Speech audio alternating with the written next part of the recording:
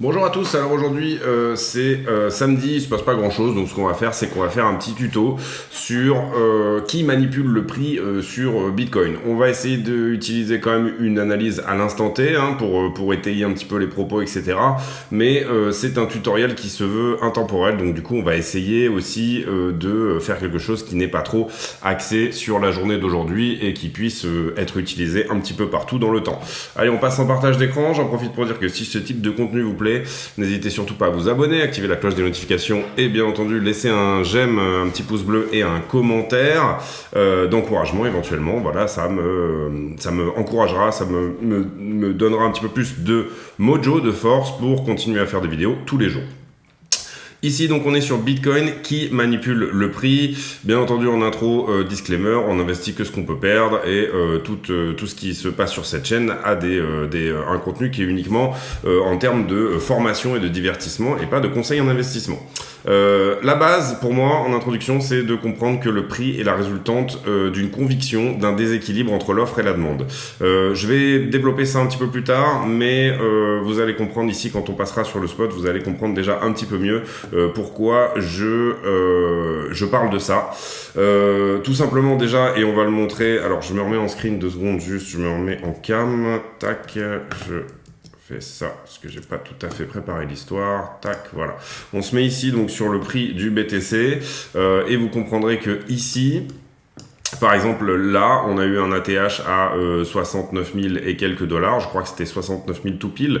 Si je me trompe pas, bah, ça veut dire que personne au monde ne voulait du BTC à 69 001 dollars. Donc, à partir de là, la conviction, la conviction de déséquilibre entre l'offre et la demande a changé et elle est devenue baissière tout simplement. C'est-à-dire que à partir de ce moment-là, on avait trouvé ici un top de marché et donc du coup ici la conviction de déséquilibre a changé, le sentiment sur le marché a changé.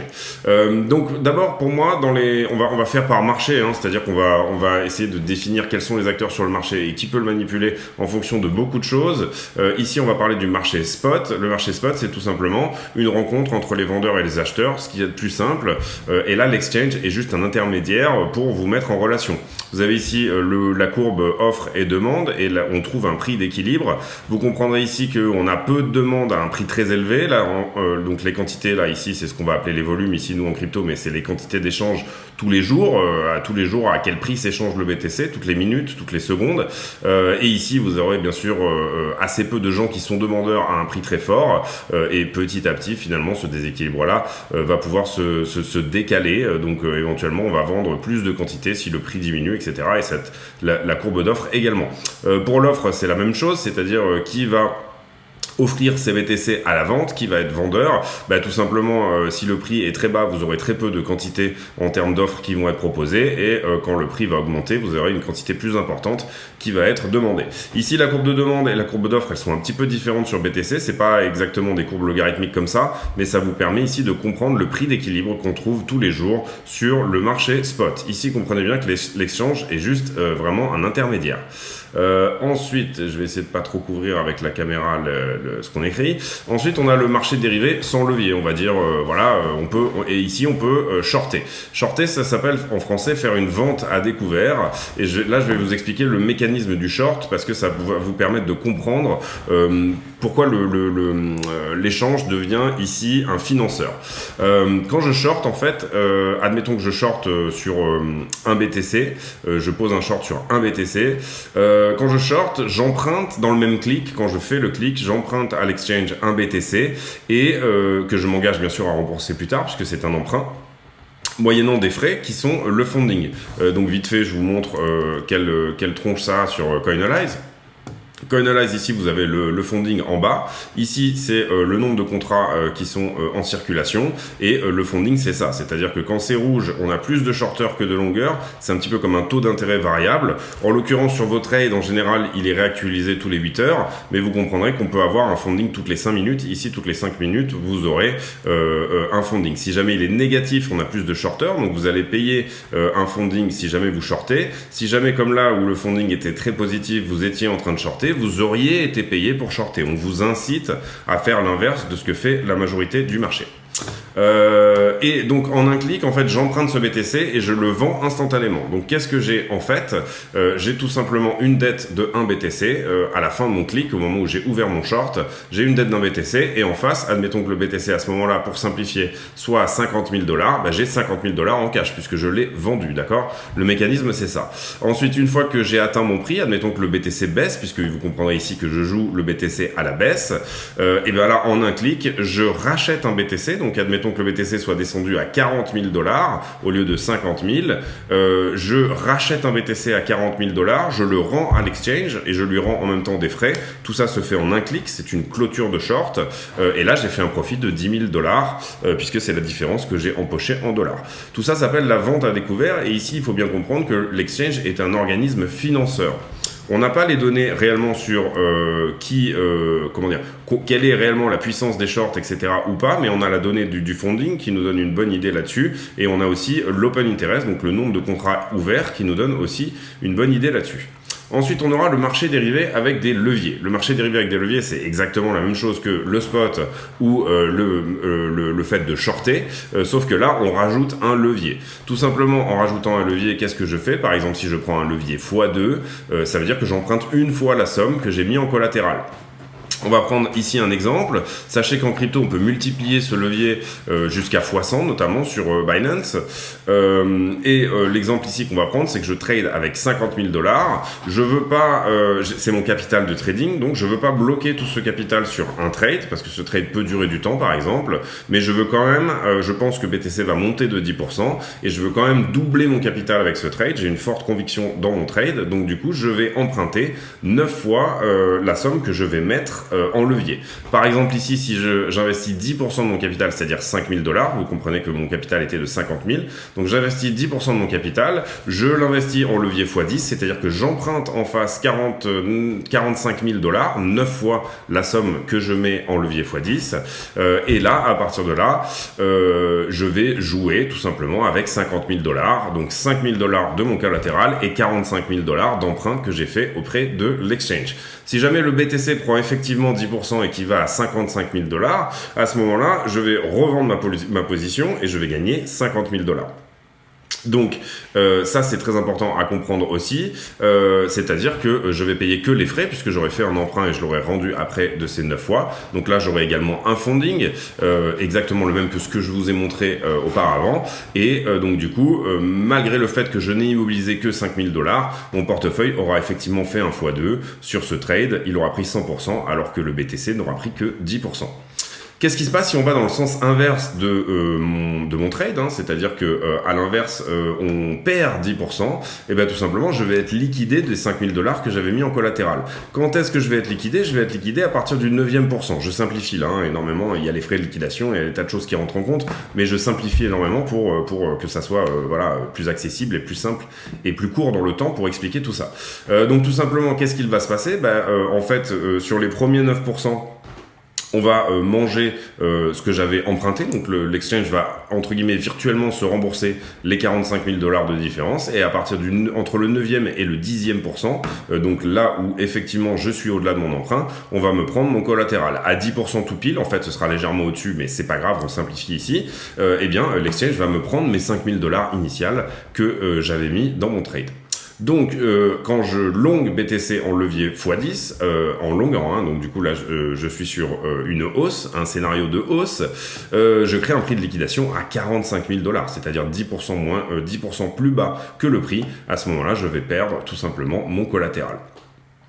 Donc ici, il faut comprendre que l'exchange prend la notion d'organisme financeur aussi, mais à des niveaux qui sont bien plus importants. Pourquoi c'est important de comprendre ici, et c'est ce que je disais là, que je crée un prix de liquidation, c'est que quand je crée ce prix de liquidation, je garde mes 5 000 $ que j'avais mis à un point très précis, et ça va créer une petite poche de liquidation. Si tout le monde fait pareil, du coup, bien évidemment, excusez-moi la petite faute de frappe, si tout le monde fait pareil, bien évidemment, ça va créer une poche de liquidité. C'est ça que je montre souvent dans mes vidéos, c'est-à-dire les poches de liquidité qu'on peut avoir qu'on peut voir sur Kingfisher, qu'on peut voir sur qu'on peut voir sur Kingfisher ou qu'on peut voir sur iBlock, voilà. Donc, certaines personnes, plutôt que de mettre un stop loss, préfèrent en fait faire un emprunt de manière à ne pas immobiliser tout leur capital de trading. Ils préfèrent calculer un prix de liquidation avec lequel ils sont confortables pour rentrer avec des leviers qui soient énormes ou plus gentils. On va dire que x10 reste un levier relativement gentil, x50, x100, c'est des leviers qui sont vraiment relativement risqués, relativement énormes. Ça peut aussi être une position de couverture pour garder un long dans le doute. Par exemple, je peux ouvrir un short en levier de couverture. Ce faisant, je mets juste un collatéral dans l'histoire en me disant si le prix baisse, je vais, grâce à ça, quand vous êtes dans le doute, quand vraiment vous êtes dans un scénario où vous savez pas vraiment où le BTC va aller, mais que vous voulez garder votre investissement ouvert, vous ne voulez pas vendre, vous pouvez aussi prendre une petite partie de votre capital de trading, le trader en levier, et si jamais le prix va vers la baisse, à ce moment-là, vous allez couvrir votre investissement global, votre position va être couverte. Donc il y a énormément de leviers qui sont aussi des shorts ou des longues de couverture, c'est-à-dire qu'en face, on a une position qu'on veut assurer, c'est une assurance, voilà. Donc ici, au lieu d'un marché normal, il faut comprendre que ici, ce sont des contrats, donc c'est pour ça qu'on appelle ça les contrats futurs. On appelle ça aussi les contrats perpétuels, parce que la différence des options, ce sont des contrats qui durent pour toujours. Vous pouvez les faire durer, ils n'ont pas d'expiration dans le temps. On expliquera après les options. Mais donc sur les contrats perpétuels, tout simplement, le levier fait intervenir un troisième et un quatrième intervenant. L'exchange qui ici change un petit peu de position, puisqu'il est financeur, mais sur des niveaux qui sont relativement importants, et les market makers qui sont face à vous pour prendre ces contrats. Les market makers sont souvent rémunérés par les exchanges, où ils se rémunèrent grâce à une partie des liquidations que vous allez subir. Donc du coup, ils prennent des pourcentages face à plusieurs centaines de gens. On va dire si vous avez une centaine de retails contre un market makers, tout simplement, le market makers, lui aussi, aura ici énormément intérêt à manipuler le prix dans le sens où il veut aller pour pouvoir tout simplement gagner contre une centaine de personnes. L'exchange ici connaît de vous la position, votre stop profit ou votre stop loss, votre capital total, et il connaît même votre identité. Donc l'exchange a énormément d'informations sur vous. Est-ce que les market makers la connaissent aussi? Ils ont pris le contrat face à vous, donc du coup ils savent relativement exactement où vous êtes. Est-ce que les market makers connaissent votre stop loss ou votre stop profit? Je pense qu'ils connaissent votre prix de liquidation, ça c'est évident, mais après votre stop loss ou votre stop profit, c'est quelque chose que je creuserai, mais je ne pense pas en l'occurrence que ce soit le cas. Donc imaginons que je sois dans la situation de l'exemple, mais que je longue en levier x50, pas x10 cette fois-ci.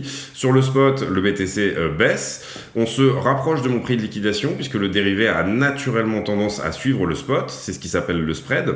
Donc du coup, on se rapproche de mon prix de liquidation. Quand le spread est positif, du coup, le marché est drivé par le dérivé. Et quand le spread est négatif, le marché spot est devant.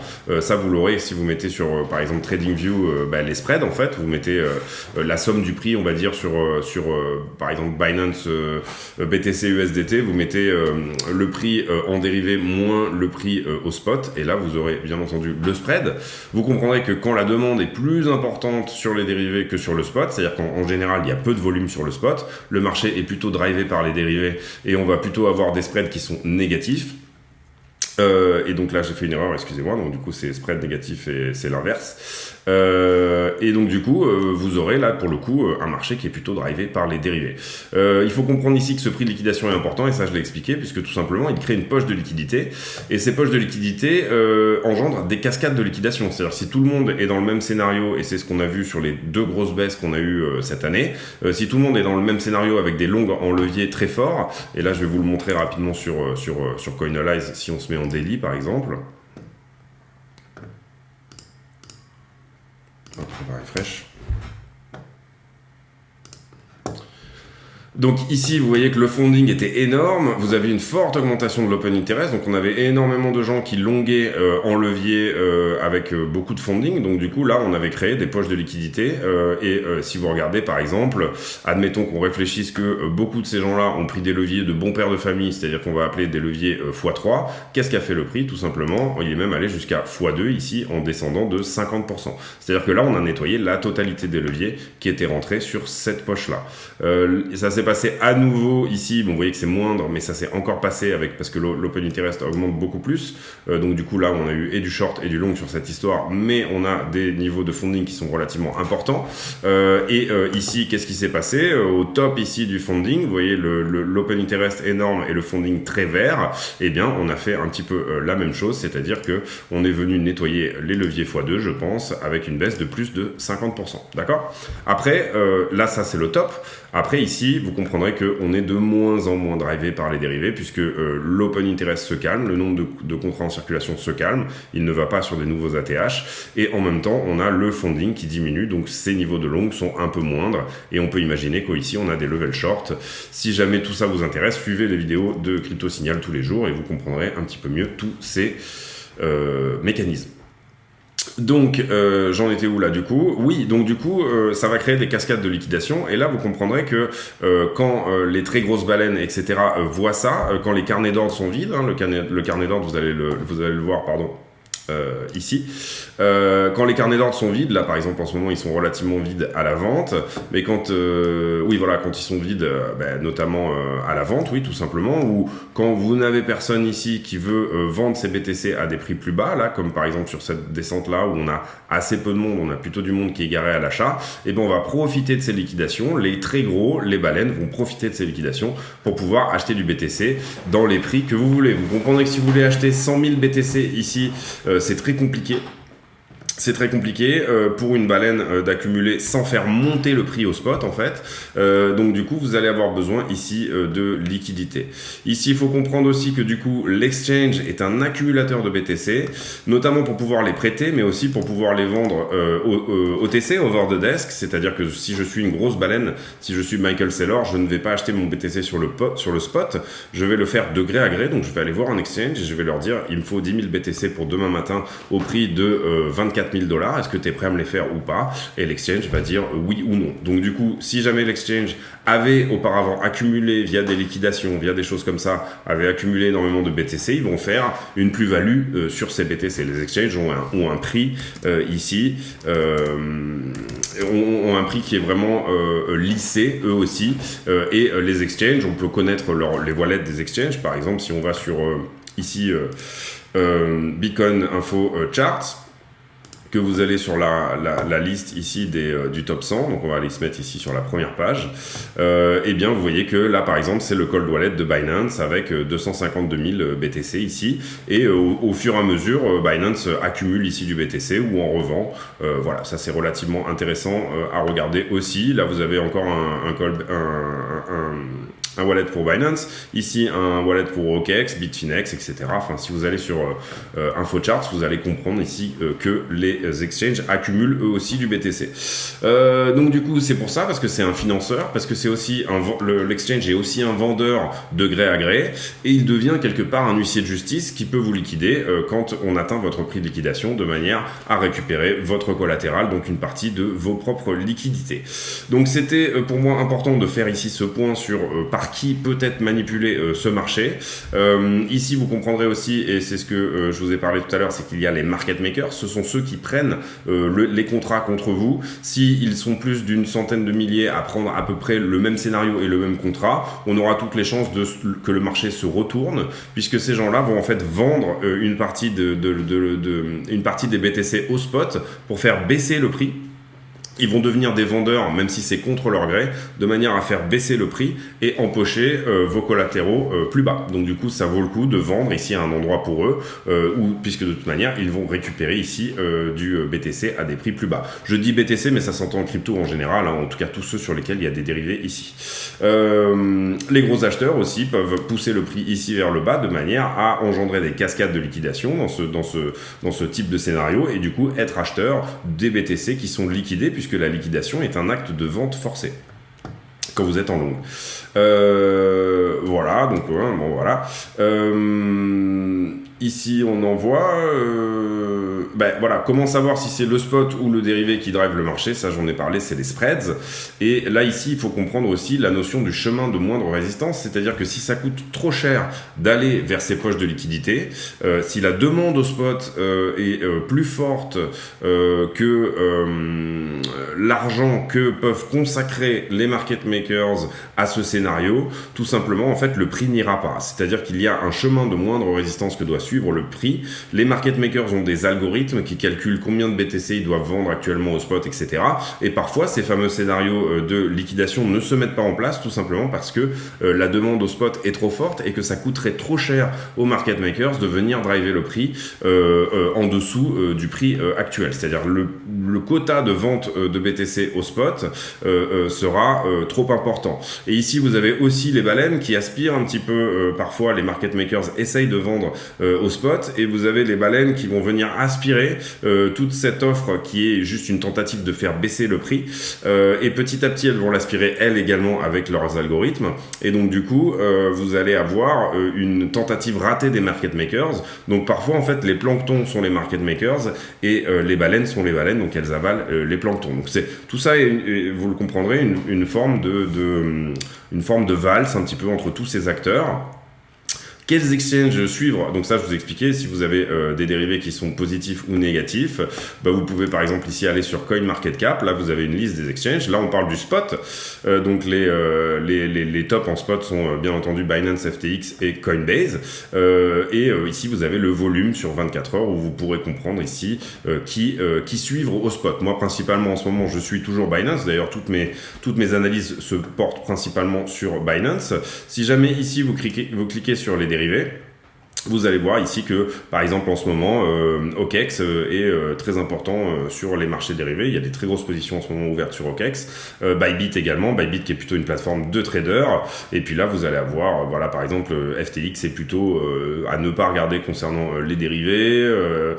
Également, c'est la même chose pour Fimex. Voilà, c'est plutôt des petits exchanges. Ici, vous comprendrez que suivre Binance et OKEx sont les deux principales choses à suivre si jamais vous voulez suivre les dérivés en ce moment. Mais n'hésitez pas à les regarder de temps en temps parce que vous avez des choses relativement étonnantes. Par exemple, OKEx en ce moment est très actif parce que finalement, vous allez avoir des très gros traders qui vont venir sur ces petits exchanges de manière à placer leurs trades. Très gros traders ou institutions, ou voilà.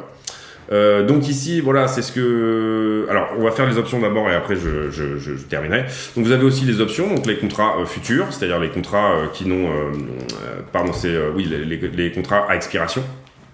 Donc du coup, au niveau des options, et ça je l'ai déjà pas mal expliqué sur la chaîne, je peux parier sur un prix du BTC à une date donnée.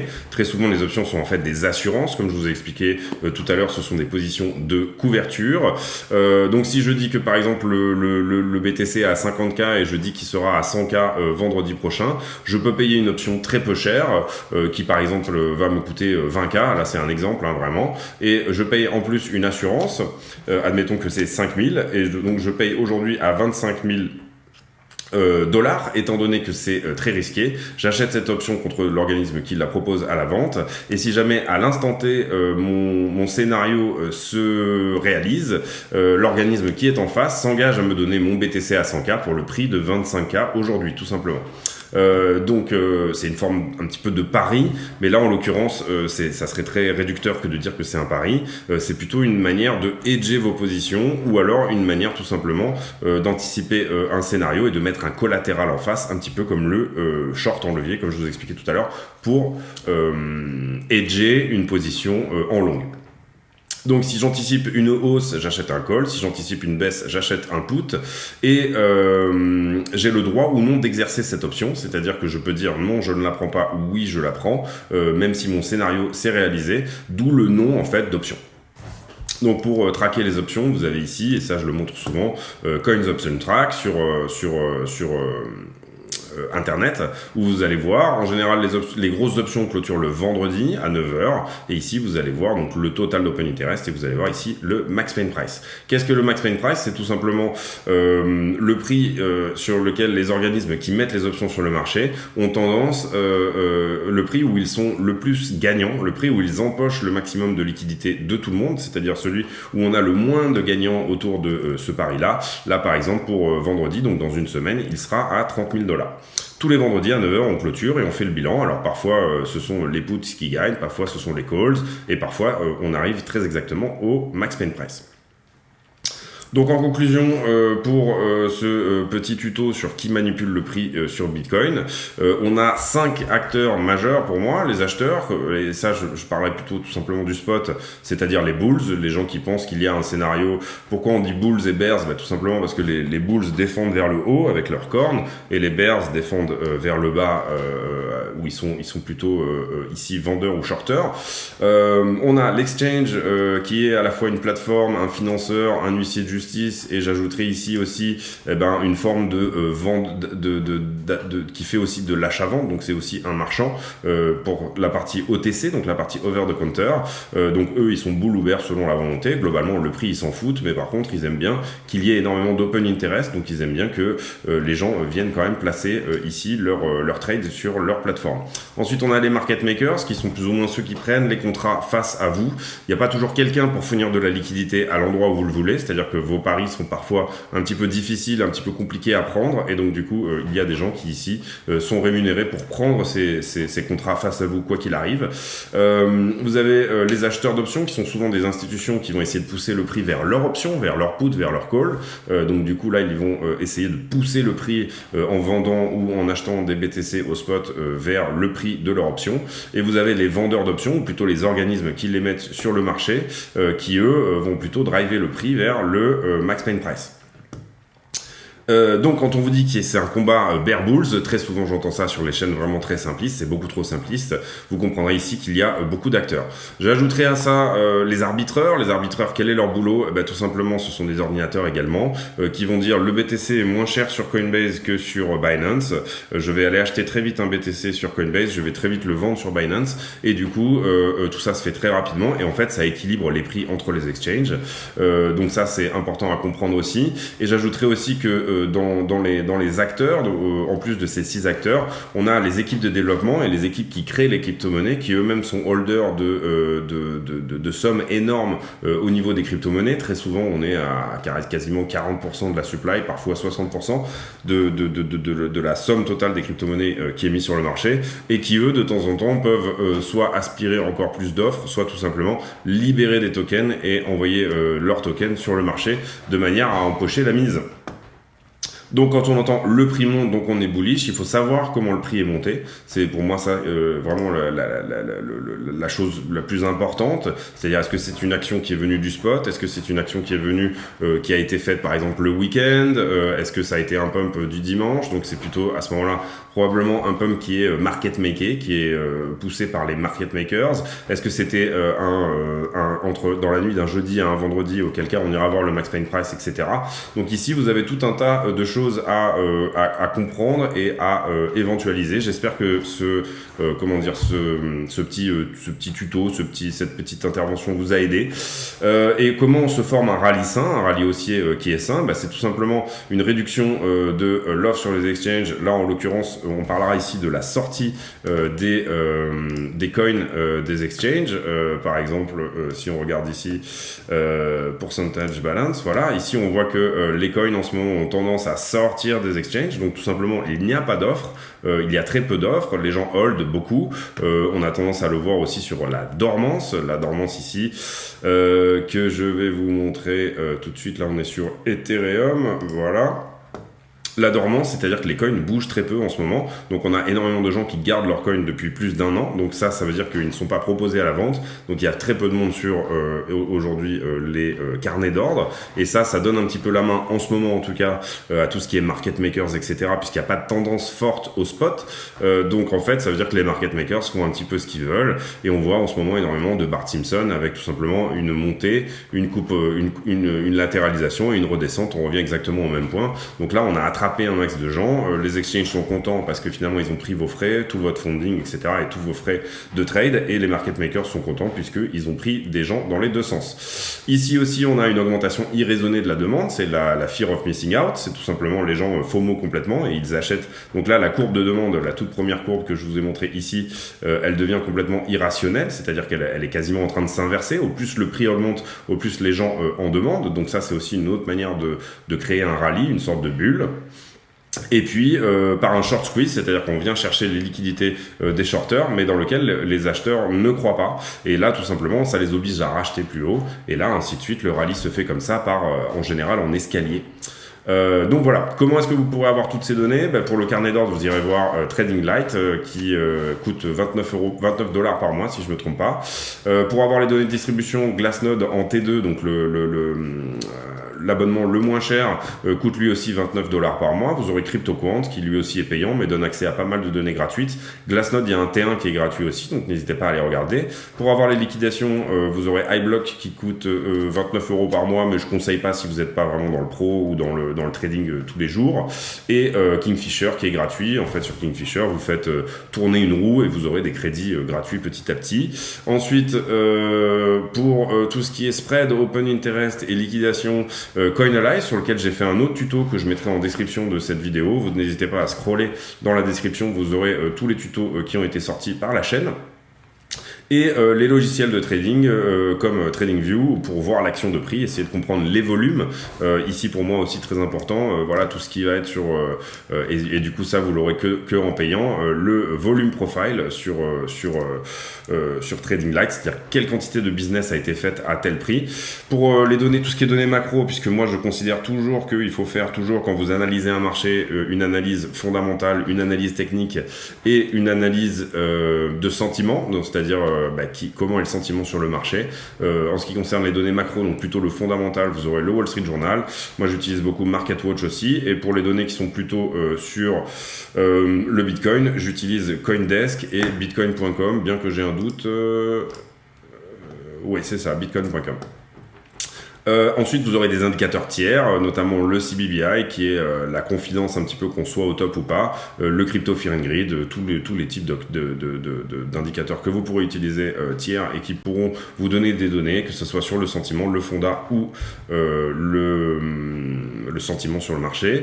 Et pour les options, Coin Option Tracks, qui est gratuit. Je crois même pas qu'il faille créer un compte sur Coinalyze. Allez voir le tuto si ça vous intéresse. Allez voir le tuto qui sera en lien de la description. C'est tout pour moi aujourd'hui, donc c'était un petit tuto rapide en ce qui concerne quels sont les acteurs et qui manipulent le prix sur Bitcoin. J'espère que cette vidéo vous a plu. Si jamais c'est le cas, n'hésitez pas à mettre un like, vous abonner, activer la cloche des notifications, revenir pour les prochaines vidéos. On essaye de faire une quotidienne tous les jours, un point météo sur le Bitcoin et parfois d'autres altcoins quand on pense que ça vaut le coup.